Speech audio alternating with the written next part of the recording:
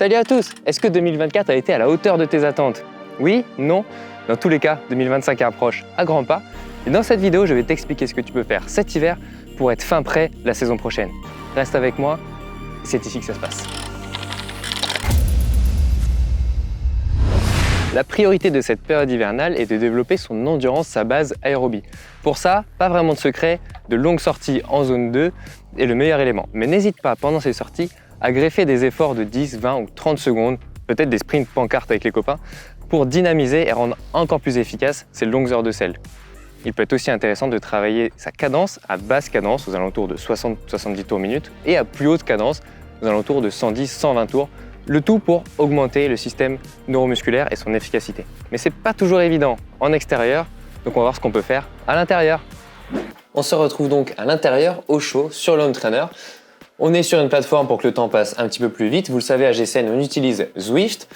Vous allez pouvoir sélectionner des entraînements pour faire vos sorties d'endurance.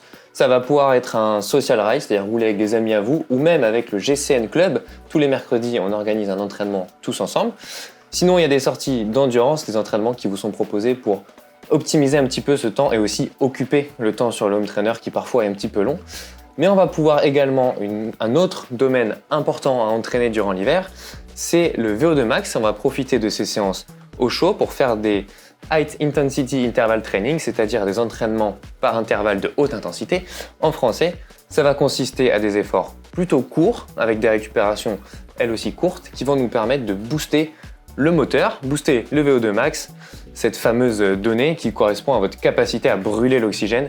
C'est le moment idéal de développer cette base d'endurance, que ce soit l'endurance de base ou votre capacité à produire des efforts intenses. On profite d'être là, de pouvoir le faire à l'abri des voitures, de la pluie. Ces entraînements de haute intensité sont des entraînements relativement courts qui conviennent parfaitement donc aux séances de home trainer qui, elles aussi, peuvent difficilement dépasser 1h30 sans que ce soit ennuyeux et aussi problématique avec la déshydratation. Donc c'est parfaitement adapté à l'entraînement hivernal.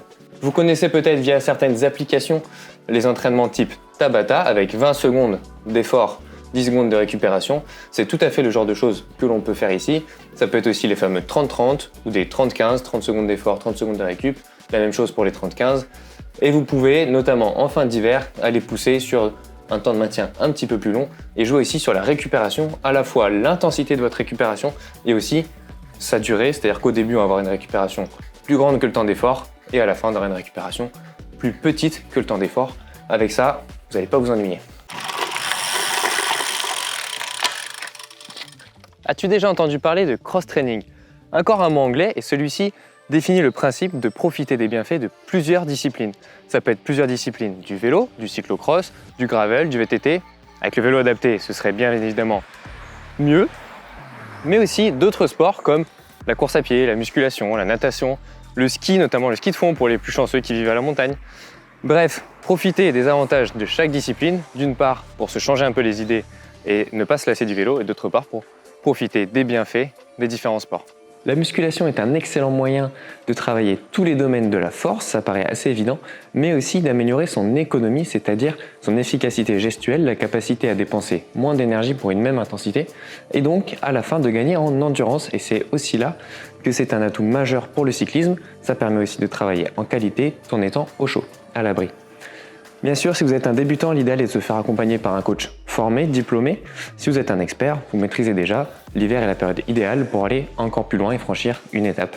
C'est une discipline dont on peut construire les bases l'hiver, donc à l'intersaison, et ensuite garder une pratique, par exemple une fois par semaine, tout au long de l'année.